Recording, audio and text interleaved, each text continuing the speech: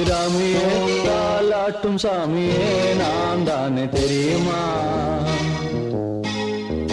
சிவகாமியே சிவனில் நீயும் பாதியே அதுவும் உனக்கு புரியுமா?